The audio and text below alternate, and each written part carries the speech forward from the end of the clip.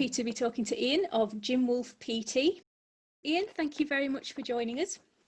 Okay, so we'll just jump straight in. So nice easy one, Ian, to start with.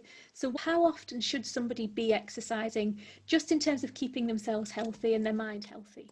Right, so if you went to a textbook, I think the normal thing to say is you should be doing a minimum of about 2.5 hours a week of exercise. And when we say exercise, that's a very broad. Yeah, that's my next question. Workout down to a slow walk. So they don't really in like when you look at what the government and that say, they're not very specific on that. They're just saying 2.5 hours and just do something that's moving, and that's aimed at anyone from like young adult 18 up to in the 60s.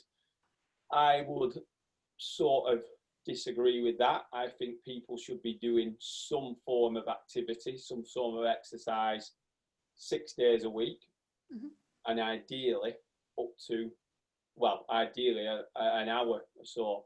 But that doesn't have to, so people might say, I've not got an hour to go out for a run or whatever, but that can be a combination of stuff. So that could be if you work somewhere, 10 minutes is walking from your car to the top thing. That's 10 minutes of your thing. So you add these things, but you should be doing an hour of some form of activity. So you might do gym workouts, you might not. You might do a lot of walking. You might walk your dog every morning, half an hour. Do that twice a day. You've got your hour in, and you'd probably do that probably maybe even 7 days a week. So it's not so much things for how often. That's what I think people and should be doing 6 days a week, an hour, doing something that is increasing the heart rate, increasing their oxygen intake, and getting them moving. Yeah, and that kind of ties in with the Chinese medicine aspect as well, because endometriosis, especially in terms of Chinese medicine, it's all about the movement of qi, the movement of the energy through the body. And I know you know this.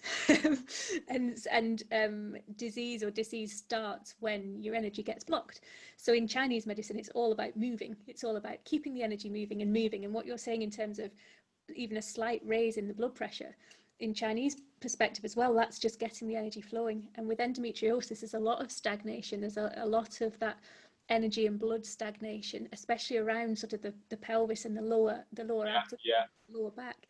So if you're even just standing up and moving, I suppose there's sorts of like flowing movements you can do as well, just to get things moving. Because I suppose you're right, exercise doesn't always have to be hitting it hard for half an hour. No, absolutely not. And for some people, that is the very worst thing, isn't it?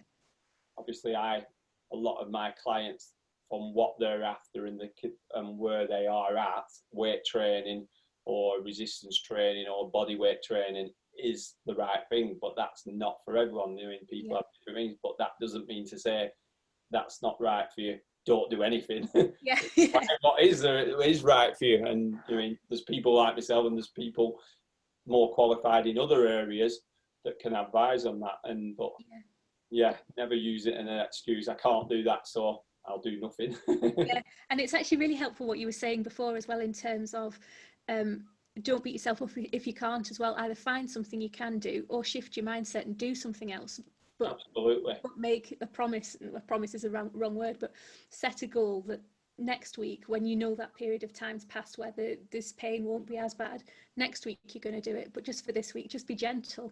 Just don't beat yourself up over it. I think that's really important. People get stuck in that early stage of, 1, 2, 3 workouts or runs, that they're still feeling that, it's not for me, the mind is not up for it and everything, and they stop because of that. But usually they're getting close to it and then they stop. So exercise, like I say, that it releases the hormones that make you feel better, but from a vibration, so your body and your mindset is changing to a different frequency, which makes you feel better.